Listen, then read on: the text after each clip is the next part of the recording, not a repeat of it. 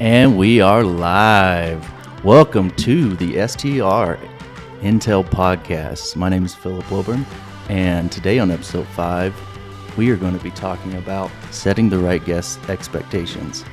I'm here with Killian Gordon and Evan Wilburn. Guys, it's good to be here live, actually in person. How you guys doing? As promised. As promised. Pretty it was good. Promised. Yeah. I got a tan from Looking California, good. so feeling good. How was California? It was good. I mean, I keep hearing about all the negative parts of the politics of California and how bad it is over there, homelessness and all that stuff. But it actually wasn't. It was pretty great over there. I was like, what is everybody complaining about? But maybe I just didn't see the problems. But it seemed pretty they were doing okay over there. Sunny beaches. Everybody looked like they were having a good time. So. And you were a guest in an Airbnb. Yeah. How were the expectations set? Well, it was interesting seeing, the different ways people. I mean, they still had a manual guidebook that was built out, and there were it wasn't cleaned that well. I noticed there were, in the shower, there's grime on the corners and but it was a great Airbnb. It just seemed like the house where a lot of people come through it and they don't necessarily do deep cleans. Did you leave a review? No, I didn't actually book it. It was someone else in my family. So okay. But no, it was great. I mean, it was access to the beach right there. I mean, just that amenity alone. And what they had was outdoor, lots of outdoor activities. They had seating for 10 people outdoors and all these lawn chairs that you could sit on the beach with, and a volleyball court right there on the beach. So I mean, they did it right from an amenity perspective. Do you think a home that's close to a highly sought after location, do you think the care of that property slips a little bit because it's such a high demand for the home, where they don't necessarily have to be as attentive to the things like the grime in the shower because they know simply because of where it's located, they're just going to continue to get guests in there? Well, and it was a new Airbnb user, so they were a new host, so maybe they were just inexperienced or didn't necessarily know what clean means. But they did have a linen fee and a cleaning fee, which is the first time I've seen that. I've heard of that before, but I've never seen it. So they charged for washing the linens, but they also charged for cleaning the place separately. Whereas we just charge a cleaning fee and build all that in. So that was interesting to see. I've never heard of that either. Yeah. Interesting. So let's talk about the topic a little bit more. What's the reason? What are some of the challenges that come from particularly STRs and short-term rental Airbnbs as far as setting guest expectations? I guess comparing it to maybe a hotel for someone that's never stayed in an STR. What are some of the differences I can think of? You go to check in a hotel, or I book my hotel stay, and I don't really look at anything until I show up at the desk. I get my card. Elevators to the left over there. I go up and I check in. That's about it. But I guess the challenge for short-term rentals is, them getting to the property, because this house is going to be maybe in a remote location, maybe in a in a neighborhood. They're going to be coming at dark. You can't put up a sign, STR, come here, right? So it's getting the right directions to them, communicating, and the challenge of people not being able to, or people normally don't read, right?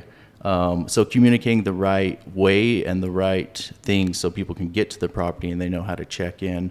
I know for us was one of the big challenges. Can you guys think of anything else as far as, I guess, initial booking and then check-in process, that kind of thing? Yeah, let's define the problem a little bit more too. It's you have, like you said, hotels are pretty much the same process. They get there, they get their key card, and they go up to the hotel room. They get their room number. Whereas with Airbnbs or short-term rentals, every house is different, so you have to have your own set of instructions on how to do each item. So it's framing that problem, and then how do you solve that problem now that you've framed it? Here in Colorado area specifically, sometimes when we go to set up a home, you might lose service as you drive to that home. You may lose service when you get to that home until you get hooked up to the internet. So something as simple as advising your guest that they need to get this address in their GPS as soon as possible, and then even provide handwritten instructions sent out to them via email or their check-in instructions. And so anticipating that problem, that proactive anticipation of the problem like we were talking about last time, and each area is going to be unique. The homes that we've managed up in the mountains, even the access to the Pikes Peak areas, and even further west, where this most recent one in Cripple Creek, you lose service twice on the way out there. So just ensuring that guest knows where they're going right off the bat, because if they can't find the place, no matter how great the experience ahead of them is, they're going to be focused on they couldn't even find the place for 2 or 3 hours. You're starting that trip off on a bad foot already. Which goes into the check-in instructions and the lock. And I remember for a period of time where we were not churning through lock and lock management systems, but we were trying to get to the best one as quickly as possible. Mm-hmm. Yeah, for some people it may be, because I've stayed at a lot of Airbnbs, and it's normally like I have to either meet the owner or hunt down a lockbox. There was one, I stayed in Denver, and it was, I think I checked in late, and it was maybe 8 or 9 at night, but I didn't even have the location of where, it just said lockbox in the check-in instructions. So I called the guy, hey, where's the lockbox at? I had to crawl under the house to get to the lockbox. And it was the most bizarre thing. Demonstrate. And it wasn't like super far, but I had to like stick my head under, right? Yeah. That's a guest experience. And and then it's like, well, also there's the thing of what if somebody walks away with the key? Now you have to go get a backup made, and it's like, pro tip, do away with the lock boxes. Yeah. Get a smart lock, get a keypad. It is at the very minimum. Just like you're describing where you're going to even be able to get in the home. So there's some homes, this recent one in Manitou Springs, there's the front door, and the path leads obviously to the front door, and then there's a side path that leads to the side door. And it's an older Victorian style home, so that front door is more of a rustic, like a historical item. They don't want us going out there, guests going out there. They don't want the lock replaced on it. So the directions are on the side of the home, but just laying that out there so you don't have an experience like you just talked about. When I was on YouTube seeing what other short-term rental podcasts were out there, I heard this gentleman talk about one of his first Airbnb experiences in Georgia.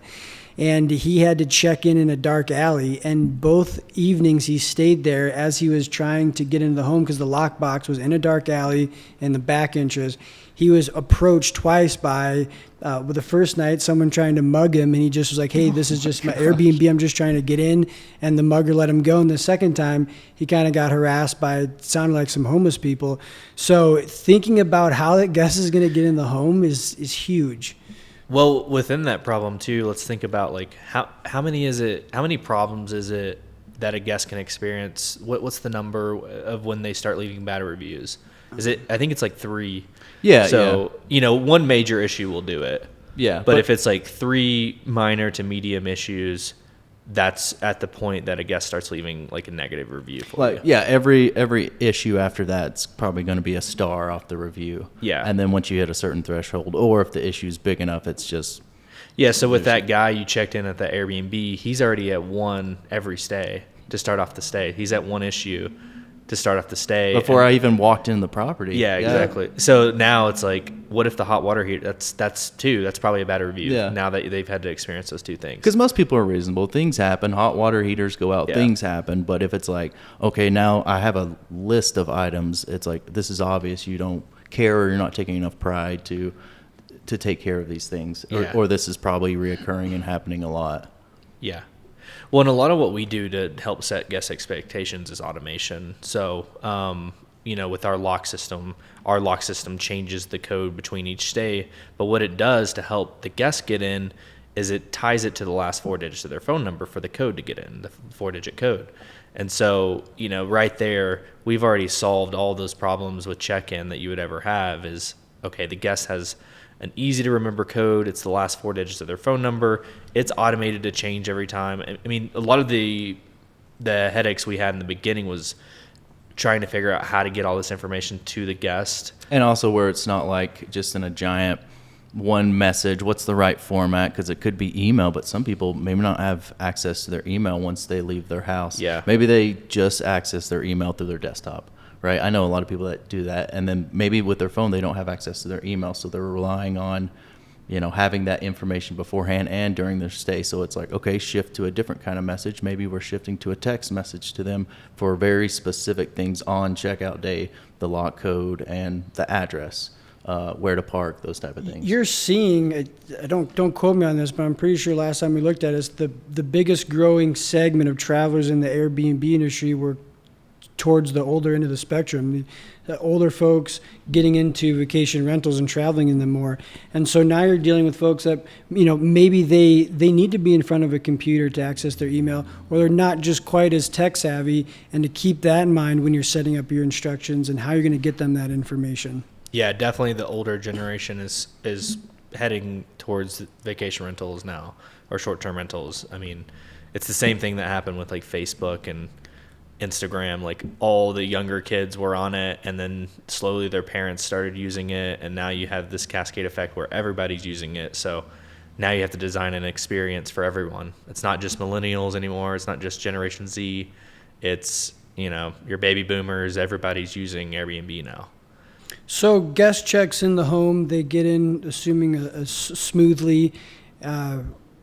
What would be something else that, initially when they first walk in the door? I mean, there are certain things that are pretty obvious, but we can roll it back a little bit to booking confirmation time. When they're looking at the listing, Sure. Do all the things that were in the listing, the reasons they booked the property, does this match up? And, I think people will do this autonomously when they check in. They're looking, okay, this amenity's here. It seems clean, right? Because it's somebody's home. Or if it's not property management, it could be someone's home, and they just want to ensure, especially now during COVID and pandemic times, that it's clean. It looks like the pictures that they saw. Yes. There are no big surprises. Okay, everything's here. I'm going to drop my bags off and kind of check the place out. So I think even going back to the pictures, making sure that even down to the linens that are on the beds at the time of pictures are the same linens that are put during every stay. If you have certain amenities that are in the pictures, they should be in the listing. And we may go even a little bit overboard with this. Sometimes owners will want to switch out a couch, or they'll want to swap out a bed, and it may not be a big difference in what the pictures are showing versus what it's going to look like now. But getting out there, pardon me, and doing your reshoots, and always staying up on keeping your pictures matching your listing. Yeah, because it may not seem like a big deal to you, but like for a guest, and maybe it's a lady in her family and she's booking it and she wants that bed specifically for her stay, and she has, in planning, you're going to be sleeping in this bed. She gets to it and it's a couch, or, the bed's completely gone, and then she's got to reorganize her stay of where that person is sleeping. Yeah, and you got to think, like, some of these guests, maybe they're one vacation they're taking for the year. And you have to set expectations on the listing and the photos of like how it's going to look. So typically in photos, we'll see people either over marketing their photos or under marketing their photos. So like either they just took pictures on their, flip phone and, it just looks like garbage, or they like use some Photoshop editing software to make these, professional photos look magnificent, and this place looks like a palace or a kingdom that these guests are going to stay at, and it's just not setting the right guest expectations. So it's basically, for photos, it's somewhere in the middle of finding, what is marketing the property, making your property look its best, but also not over marketing and making projecting an unreal experience for the guest to them. Yeah. And same thing with the listing description. The number of bedrooms and bathrooms. I think a lot of people will take a home and it'll be a true 3-bedroom home, and maybe there's this pseudo 4th bedroom, or it's a 4-bedroom, there's kind of a pseudo 5th bedroom, and they really want to push it to be the extra bedroom and put a bunch of beds in there to jack up the occupancy. But I always recommend leading to the side of caution. Call it what it is, and that's a 3 or a 4-bedroom home, but with extra sleeping space. And you can describe that listing. You don't have to crank up your number of bedrooms. You can just accurately represent the true number of beds in that home. And if you have a pseudo bedroom like that, when you look at the travel trends with people working remotely, maybe it's more beneficial to make it somewhat of a bedroom, but somewhat of an office space, instead of just cramming it full of beds, where most cities and counties are doing max occupancy regulations anyways. Right. Yeah, like don't don't put 40 bunk beds in a house to try to, Yeah. you're probably breaking some building codes there. Yeah, and city codes. Your And it's- smoke alarms work? Yeah. I mean, as far as experience too, it needs to be relevant to the number of bathrooms and the square footage of the house, because if you pack a bunch of people in and maybe they don't realize it, okay, this place sleeps 20 people, but it has 2 bathrooms. You got 20 people using 2 bathrooms, like. Again, I see that in these areas where there's an extremely high demand, like your ski towns, some of these homes, they fill them full of beds. I mean, 3-bedroom homes that sleep 16 people. And again, it's almost like they can get away with it because the area is in such a high demand. And I wonder if you could bump your reviews if you just made it a little bit more transparent on the front end on your listing, and just run it at a little bit higher level. Yeah, go after higher level of traveler. Yeah, and I think it's like setting a bad precedent for the neighbors too. It's almost like Absolutely. doing a disservice to your neighbors to be trying to pack rat as many people as you can in a house. So there was that article out of Texas about a study of the impacts of short-term rentals in Dallas, I believe, and they found that there was no negative impact of short-term rentals in the Dallas area. I don't know if you guys read that article. Yeah, I mean, No, I didn't catch it. I know you sent it to me, but I didn't catch it. No, it was interesting. Yeah, I think a lot of the concerns, I mean, this is going down a rabbit hole of another topic, but I Yeah. think a lot of the concerns about regulations in the beginning are just not coming to fruition. Like, you know, the affordable housing argument just doesn't make sense when you consider the percentage of homes that are Airbnb versus the amount of homes. Like, there's no way that little amount of homes could have an impact on the affordability of that city. It's like, no, people are just buying more homes now. Absolutely. Well, staying on topic with guest expectations, kitchens. I think a lot of the times phone calls into our guest communications department, it revolves around what the kitchen has in it and what it doesn't have in it. Yeah. Well, I think too is this is a great way to save time on having guests ask you tons of questions before they arrive. It's how many items can you put in the listing itself to answer this question. So again, that's a preventative approach to help solve the guest expectations problem. It's, maybe list out what kitchen items you have in the kitchen. Like, I have a blender, I have, a toaster, I have all this stuff.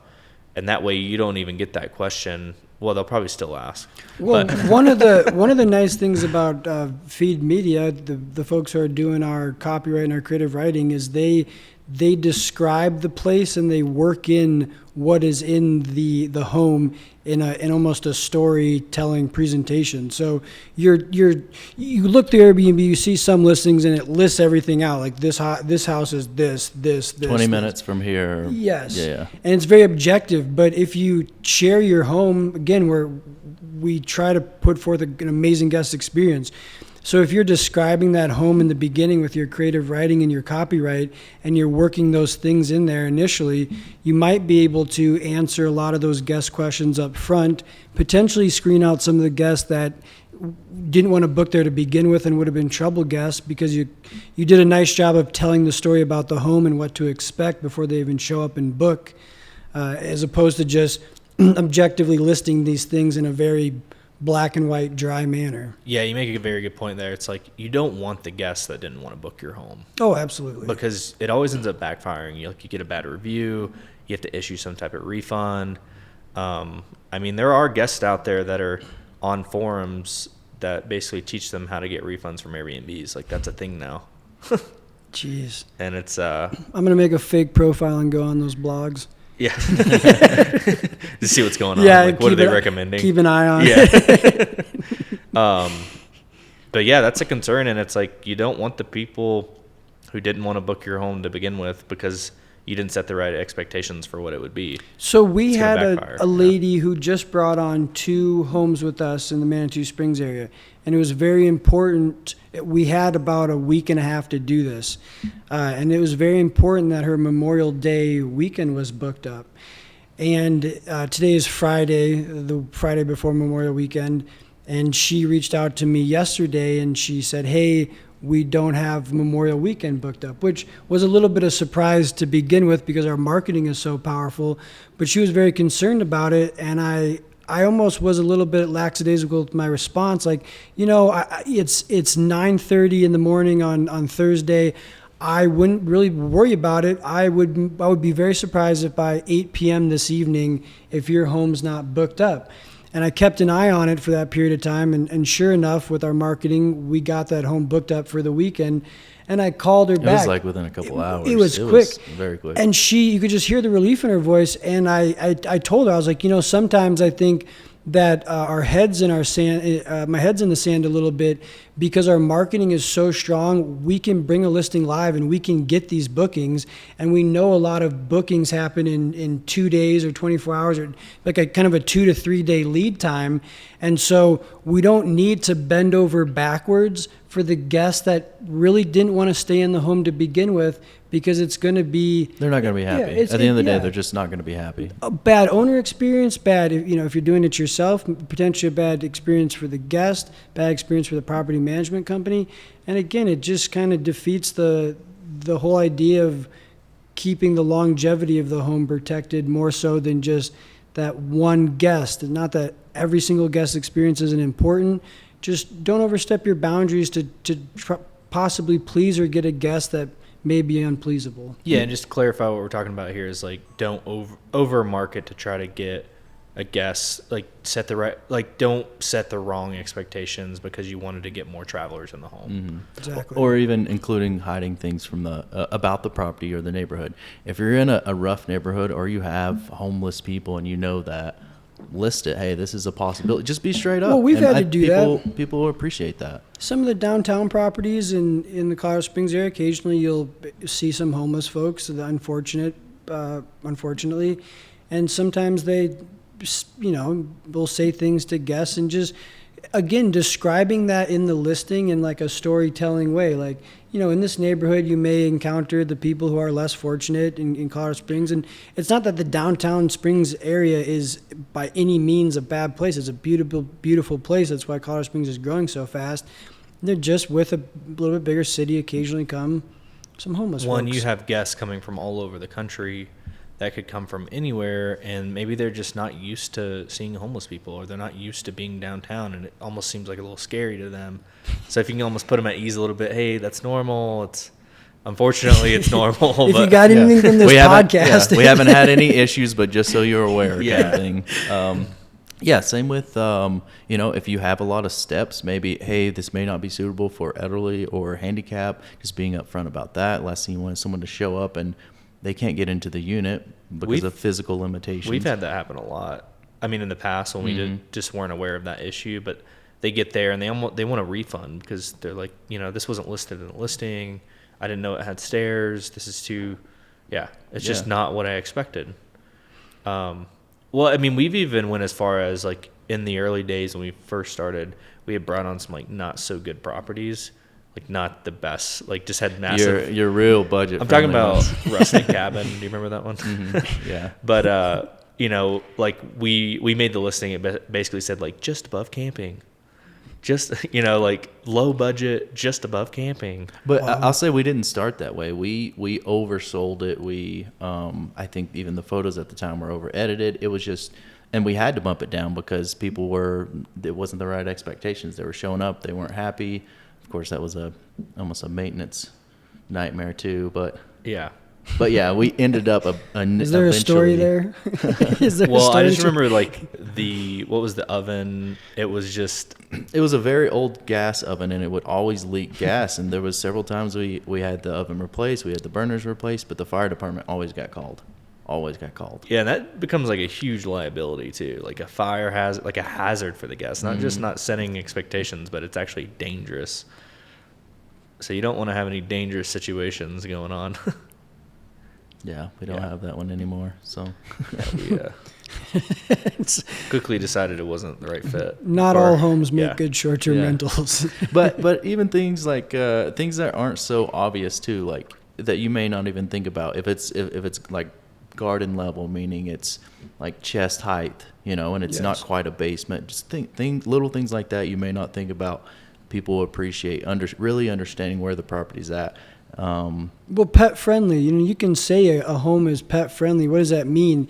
A pet friendly home in the middle of downtown with no backyard. Yeah, with does it have a place to actually Yes. take? How high's the fence? Yeah, is it fully fenced? Fully fenced in? Is it not fully fenced in? So you could go into just clarifying what you really mean by pet friendly. And when some owners look at, or some guests, it's their son or daughter just has 4 legs. They want to know everything about that environment that their pet's going to be involved with. One thing I don't think gets talked about a lot is how many guests don't read the listings.